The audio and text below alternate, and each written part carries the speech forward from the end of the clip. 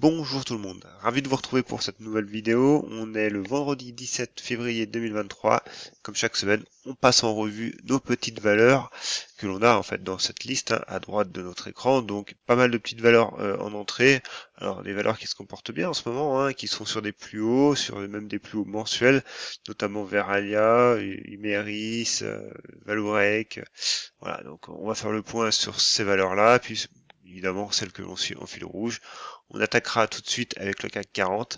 Mais avant toute chose, j'ai une annonce à vous faire. Vous le savez, j'ai lancé un nouveau concours avec les éditions Valor, dont voilà, l'objectif de vous faire gagner un livre. Alors pour l'instant, je fais un sondage pour savoir lequel des deux livres, donc entre les principes du succès de Ray Dalio et l'éducation d'un investisseur dans la valeur, donc un livre qui paraîtra le 2 mars, lequel vous voulez gagner. Alors, choisissez, vous avez deux choix, il vous reste encore 2 jours pour voter, et ensuite j'ouvrirai vraiment le concours pour avoir un gagnant.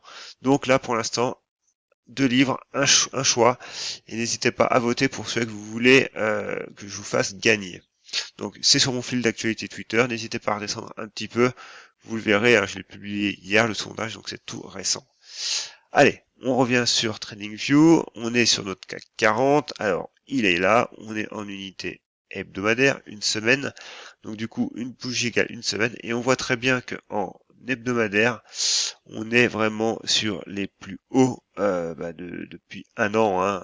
Clairement, voilà, on l'avait touché le 3 janvier, on est 17 février, il y a 13 mois qui se séparent ces deux plus hauts. Et on voit que on naviguait un petit peu à vue depuis 2 semaines là, et puis du coup on a breaké cette semaine. C'est voilà, c'est franchement bullish de ce côté-là, il n'y a pas de problème. Évidemment, on est sur des plus hauts. Alors attention de pas faire un nouveau plus haut pour ensuite venir s'effondrer derrière. Voilà, c'est un petit peu ma crainte actuellement. Néanmoins, on est haussier. Au niveau du RSI, on est haussier. Au niveau des moyennes mobiles, on est haussier aussi, on le voit bien, on est au-dessus de nos moyennes, les bandes de Bollinger s'orientent à la hausse. Voilà, il n'y a pas de signaux techniques de baisse actuellement. Donc, évidemment, voilà, les 7400 points sont un palier, un objectif. Donc, faut l'avoir en tête. On fait une petite conso aujourd'hui, mais néanmoins, on finit, même si on finit à moins 0,25, on finit quand même positif. Donc, voilà, on est haussier pour l'instant, juste ça qui va. Moi, si je mets cet indicateur-là, donc qui est mon indicateur personnel, et que je partagerai dans la seconde édition de mon livre, on voit que malgré, voilà, on a eu une petite période de flottement en décembre, fin décembre 2022, mais on voit qu'on est haussier, et clairement en journalier, c'est les 7150 points qui qui opérerait, on va dire, une bascule, et c'est ce que j'ai tweeté d'ailleurs sur mon compte Twitter. Voilà, on est en 4 heures, on est sur les 7260 points. Donc tant qu'on tient en fait ce niveau-là, et puis du coup les 7260 points correspondent voilà, à la clôture des plus hauts de l'an dernier, on reste largement haussier. Et si on regarde au niveau des retracements, si on prend simplement la bougie, ça correspond également aux 50 et 61,8 de retracement de Fibonacci. Donc voilà, pour l'instant, techniquement, il n'y a vraiment aucun signal baissier. Simplement, on est sous les 7400 et faut quand même l'avoir en tête. Allez, on attaque tout de suite avec nos biotech. Alors là, je vais enlever mon indicateur. Bon, ici, Farming Group. Alors, au niveau fondamental, je ne sais pas s'il y a eu une news, s'il y a eu quelque chose. Néanmoins, voilà, elle tenait, c'est un 18. Clairement, on a ouvert un gap baissier. On est revenu taper tout de suite les 1,05€, voire d'ailleurs, du coup, la M200, qui nous a bien aidé pour rebondir. Alors là, actuellement, voilà, on est en survente, ça veut dire qu'on est un petit peu du coup en excès baissier. D'ailleurs on le voit, le prix est hors des bandes de Bollinger, donc clairement on est en excès. Maintenant voilà, on peut se permettre de faire un rebond. De toute façon pour moi actuellement, tant qu'on a cette oblique baissière sous la tête et qu'on ne repasse pas à minima les 1,20€, il n'y a pas grand chose à faire pour Farming Group maintenant. Du coup, Innight Pharma, c'est pareil, ça glisse tout doucement, ça glisse. Alors, voilà, tenez les 3,18. Bon, bah, ça glisse et du coup, voilà, elle revient sur ce niveau-là, hein, qui est important également, hein, qui est vu par le marché, qui est un seuil psychologique, évidemment, c'est les 3 euros. Mais voilà, en l'état, ça glisse, et bien qu'on arrive sur un seuil psychologique, un seuil fort, il n'y a pas franchement de réaction haussière pour l'instant. C'est pareil, tant qu'on sera sous cette oblique baissière, et à minima, tant qu'on sera encore sous les 3,20, 3,25, voilà, c'est pas la peine de s'enflammer non plus. Médian Technologie, alors elle, du coup, elle nous a fait un beau rebond, voilà, elle a tout reperdu dans la foulée, toujours cette oblique baissière, toujours, hein, voilà, elle est là, depuis 1 an et demi, on a je sais pas combien de touches de tests, clairement, voilà, elle est indéboulonnable, cette oblique baissière, et c'est vraiment un cas d'école, donc on revient sur les plus bas récents, hein, qui sont les 6,50. Voilà, donc encore une fois, ben, Médian Technologie en danger. D'ailleurs, si je remets du coup mon indicateur, ben, on voit que Médian Technologie avait commencé à avoir un peu mieux, hein, en mars 2022, mais on voit que depuis, on reste largement baissier et on voit que les 9 euros bah, correspondent vraiment voilà, à une zone chartiste de résistance et également à une zone pivot au niveau de l'indicateur. Clairement, pour l'instant, on n'y est pas. Terra Nexus. Terra Nexus, bah, c'est pareil, c'est une valeur que je suis, hein, voilà. Alors, elle fait ça, bah, voilà, on avait une baisse, elle latéralise. Maintenant, attention, hein, on est en hebdomadaire, ça commence vraiment à se latéraliser, à vraiment se latéraliser. On voit quand même qu'on fait plusieurs amplitudes. On a un niveau, hein, qui se dessine toujours, hein, ici, ce niveau-là des 2,14, 2,15. On est dessous. Tant qu'on tient à minima les 1,90€, 1,80€, bah c'est pareil. Il y a de la latéralisation et on voit au niveau du RSI, on est neutre. Alors, on va se mettre en journalier quand même. Et en journalier, on voit que, bah du coup, on a un range, hein, entre du coup C2,14 et C1,85€. Voilà, on le voit très bien. On est au milieu. Il n'y a strictement rien de probant tant qu'on sera au milieu. Maintenant, voilà, si on venait à passer les 2,10, 2,15, et ben ouais, ça nous ferait un potentiel en direction des 2,50. Allez, petite, on continue avec nos small caps. Du coup, Cogra, pas grand chose, voilà. Alors, lundi, elle nous a fait je sais pas quoi, un coup de grisou, mais on voit bien que les 14 euros sont restés en résistance avec la M200.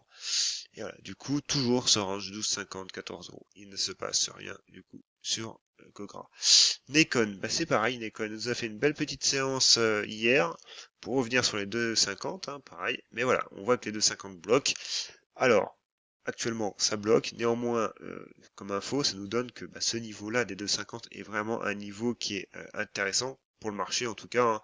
On fait pour l'instant deux belles mèches. On a un range, pareil, entre les 2,35 les 2,50. Tant qu'on navigue au milieu, on est complètement neutre. D'ailleurs, le RSI l'est, il est neutre. Donc, c'est pareil. Et si je mets mon indicateur, bah, on voit que voilà, tant qu'on est sous les 2,56, il ne se passe pas grand-chose au niveau de Nikon. Néanmoins, voilà, néanmoins, elle est à surveiller dans ma watchlist. Je la surveille de près. Et voilà, on va voir, hein, je veux dire, si jamais les 2,50 passent, ça nous permettrait d'aller revoir les 2,75, hein, et cette oblique baissière. Serge Ferrari. Alors pour elle, pas grand chose, simplement, voilà, elle est venue toucher son plus haut de août 2022, voilà. Donc, pareil, alors du coup, je peux rehausser mon niveau de retracement. Voilà, le retracement de Fibonacci nous donne la zone des 13,80 au niveau des 23,6 qui correspond à l'ancienne zone de résistance. Et puis surtout cette zone-là, hein, des 12,60, zone vraiment, bah voilà, pareil, charnière, si jamais on venait à consolider jusqu'ici. Mais on voit, hein, pour l'instant, on a la M20 qui monte, qui monte, donc pour l'instant, on est haussier techniquement, il n'y a pas de souci. On est sous résistance, mais on reste haussier. Reworld Media, pareil, j'ai tweeté sur elle, pas grand chose, elle latéralise. Tant qu'on passe pas les 6,40, bah, pas grand chose à dire, hein. Tant qu'on tient les 5,80, c'est pareil, voilà, on sauve les meubles. Tant qu'on est au milieu, en fait, pas grand chose. Et puis voilà, hein, de toute façon, plus ça va aller. plus ça va aller, plus le temps va passer, on va dire, plus cette oblique baissière va descendre, et plus le niveau des 6,40 va se confondre avec la bande de Bollinger supérieure, ce niveau de chartiste ici. Donc on va avoir quelque chose de pas mal au printemps sur Reworld Media. Allez, Katana. Katana, elle progresse. Alors, elle progresse bien même, hein, voilà. Elle nous a fait un breakout des 7,50 €. Moi, ce que j'ai dit, c'est que voilà, on est dans un canal haussier. Le canal haussier, pour l'instant, on le tient. Mais voilà, on a la médiane du canal haussier qui passe par cette zone chartiste, ancienne résistance. Il est 7,50. Clairement, voilà, cette zone, faut la tenir. C'est ce qu'on fait actuellement. Voilà, on fait une belle mèche basse. Donc, il y a du monde sur les 7,50. Et c'est une bonne chose. Maintenant, voilà, on laisse le prix vivre. Et du coup, soit consolider à plat en tenant les 7,40, 7,50 pour de nouveau avoir une figure de congestion et un nouveau point d'entrée. CRI, donc chargeur, c'est pareil. Chargeur, on voit ici que du coup, alors on va enlever le retracement. Voilà, on avait cette zone des 14,80 qu'on avait en support, qu'on a cassé à la baisse. On est en pullback dessus. Et voilà, changement de polarité oblige, ça se transforme en résistance. Donc attention parce que là du coup on reprend le chemin de la baisse. Coface, Coface, belle séance pour Coface également. Alors voilà, on était sur des plus hauts, hein, pareil, d'un an. On a cassé, le prix a consolidé, voilà, exactement. Comme en gros le même scénario que Katana, le prix consolide et nous fait une petite figure de congestion court terme. Donc on peut voir un peu mieux en 4 heures. Et voilà, en 4 heures, on a cette résistance oblique baissière, ce niveau pivot, et voilà, on casse, ça nous donne une belle impulsion suivie de volume. Voilà, là, clairement, c'est un cas d'école pour Coface, c'est très joli. Et du coup, maintenant, voilà, ça nous ouvre quand même de nouvelles possibilités en termes d'évolution de prix, hein, parce qu'on est sur des plus hauts historiques, donc c'est dégagé, quoi. Allez, Imeris, c'est pareil, Imeris elle travaille sa zone de résistance des 42 €. Pour l'instant, ça bloque. On a la bande de Bollinger supérieure sur cette zone-là. Mais c'est pareil, voilà, graphiquement, c'est joli. Prochain palier, les 46. Et surtout à tenir, en fait, c'est pareil. Hein. Ici, on va zoomer un petit peu. On a cette zone de support sur les 41 €. Tant qu'on tient cette zone à très court terme, on est haussier. Et on voit au niveau de la M2, la M20, là, elle est bien suivie sur Imeris. Résistance, résistance, on la break, support, support, support. Donc voilà, on guette la M20 sur les 40,60 €. Il faut que ça tienne.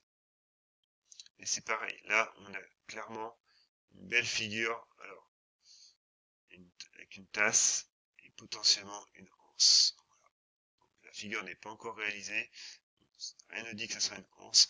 Néanmoins, ce qu'il faut garder à l'esprit, hein, c'est que ça soit une épaule tête-épaule, que ce soit une épaule tête-épaule inversée, que ce soit une séance, que ce soit un triangle ascendant. En gros, il y a soit une ligne de coup, soit une zone de résistance, soit un niveau de résistance, un pivot horizontal qu'il faut casser. Ici, ce pivot se joue sur les 42,5. Hein. Donc on est dessus. Maintenant une petite conso intermédiaire pour reprendre son souffle et repartir de plus belle. Moi je dis pas non.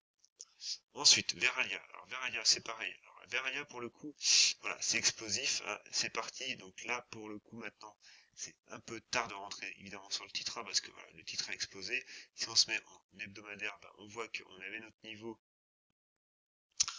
pivot mensuel. Alors, j'ai pas beaucoup d'historique sur Veralia, donc pour le coup, là, je pense qu'il doit y en avoir plus que ça. Mais voilà, en tout cas, on a briqué. Maintenant, c'est pareil, tenir les 35. Allez, Valorec, même topo. On est sur des niveaux mensuels, hein, très jolis. Pareil, pour l'instant, attention, il y a un 200 qui arrive et qui bloque. Donc, faut tenir ces niveaux. Hein. Si jamais on les tient, voilà, on arrivera. On a le gap à 18 € en objectif haussier. Mais voilà, il faut que ça tienne. Et si ça ne tient pas, et le risque, ça sera d'invalider en gros ce petit breakout qu'on a eu et de revenir sous résistance. Mais voilà, de revenir surtout sur les 13,50 à tenir. AMG, pareil, une petite valeur que je suis. Donc AMG, pour l'instant, elle a fait sa conso sur les 50% de retracement. Elle rebondit dessus, c'est très bien. Voilà, pour l'instant, elle suit un comportement normal.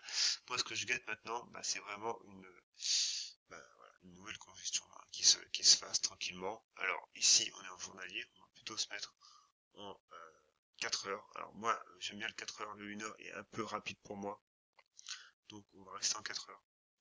Et en 4 heures, ce que je disais, voilà, c'est que faut que le prix nous dessine un niveau pivot, hein, donc au début on l'a pas, donc on laisse le prix vivre, on laisse le prix se faire des échecs, nous ça nous donne un maximum d'infos, et ces infos en fait commencent à se mettre en place petit à petit. Alors j'ajuste un petit peu mes supports, on va mettre ça en vert, donc là on est neutre, hein, on voit bien au niveau du RSI, mais voilà, on a un niveau pivot qui se dessine sur les 38,5.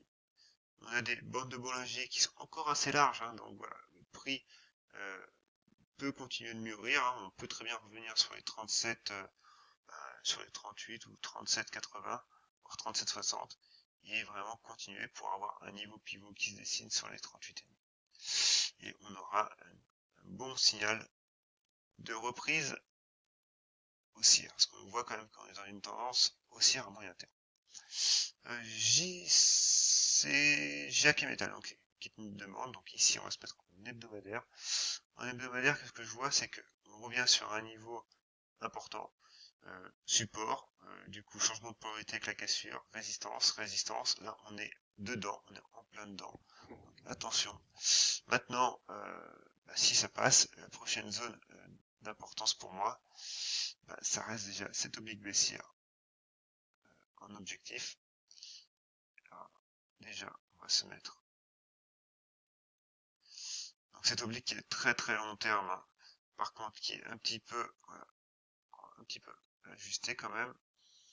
Et en hebdomadaire, du coup, donc là ça c'est les mèches mensuelles, ça nous donne cette zone là hein, des 20 euros, voilà, qui est un seuil en plus rond psychologique. Et ensuite GTT qui est une demande également, donc ici on se remet en mensuel, parce que je n'ai pas l'habitude de la tracer, donc dès qu'il faut faire une analyse, prenez toujours du recul. Donc là on a une oblique haussière long terme support, voilà, celle-là elle est très long terme. Ensuite, alors je vais effacer comme ça me permettra d'être un peu plus on va dire neutre, d'avoir l'esprit plus clair. Alors ici pour le coup, on va se mettre plutôt comme ça. Là on a deux belles mèches, là on a un support, d'ailleurs on voit que le prix a touché début d'année. Donc là on est pas mal. Et ensuite on a une oblique baissière, donc un support sur les 91,8, 92, une oblique baissière. Et là on est sur du mensuel. Donc là on n'aura pas beaucoup plus d'infos en mensuel, simplement. Voilà, on voit que voilà, pendant 3 mois on a tergiversé sur le niveau des 118, donc on peut quand même le signaler. Et on voit qu'en fait on est neutre en mensuel là, actuellement. Et si on trace le retracement de Fibonacci et qu'on prend vraiment tout le haut, et ben on voit qu'on est sur les 50%. Donc clairement ici on est quand même sur une bonne neutralité mensuelle. En hebdomadaire, on voit qu'on est sous notre résistance oblique, on voit que voilà, notre niveau des 120 euros, 118 euros est dessiné, on est toujours neutre également en mensuel, et notre niveau des 120 euros est un niveau important, c'est la bande de Bollinger inférieure actuellement. Et du coup, si on continue à affiner, on voit que on a ce niveau-là des 107 qui se dessine. Alors ça, il faut le mettre en résistance. Chaque fois, je me trompe. Voilà. Et celui-là, pareil. Voilà, on affine. Donc là, on reste en hebdomadaire quand même. Hein. Donc, on va passer en journalier. Et en journalier, ce qu'on voit, alors, on va cacher le retracement de Fibonacci parce que ça nous gâche un peu le graphe là. On voit qu'on était pas mal, mais là aujourd'hui on a un gap baissier. Alors peut-être qu'il y a un détachement de dividendes, ou voilà, donc ça c'est à vous de me le dire. Mais graphiquement, ce qui est un peu dommage là, c'est que voilà, on casse cette oblique support. Donc tout simplement on revient neutre. Et actuellement, voilà, on revient sur les 92, hein, qui est un objectif de support, un objectif de baisse majeur pour GTT à court terme. Je dis pas qu'on va y aller, néanmoins, voilà, c'est une zone à surveiller. Et tant qu'on n'est pas au-dessus des 108, et ben, attention, pour GTT, hein, on reste complètement neutre. On voit d'ailleurs l'indicateur se neutralise complètement, hein. C'est un indicateur de tendance, hein. Donc du coup, bah, il ne se passe plus grand-chose sur GTT actuellement. Voilà, c'est tout pour aujourd'hui. Donc n'hésitez pas à vous abonner à la chaîne si vous aimez mon contenu, hein. Vous êtes plus de la moitié quand même à me regarder à chaque fois en étant non abonné. Donc n'hésitez pas à vous abonner pour faire progresser cette chaîne. Mettez-moi un petit pouce en l'air également, ça me motive à continuer. C'est pas non plus toujours facile de faire ces vidéos. Voilà, ça me prend du temps, ça me prend. Bah, il faut que je dégage du temps pour les faire. Donc voilà, n'hésitez pas à me mettre un petit pouce en l'air, ça fait toujours plaisir. Et puis n'oubliez pas le sondage pour gagner un livre. Choisissez le livre que vous voulez que je vous fasse gagner. C'est sur mon compte Twitter. N'hésitez pas à participer. Allez, sur ce, je vous souhaite un très bon week-end.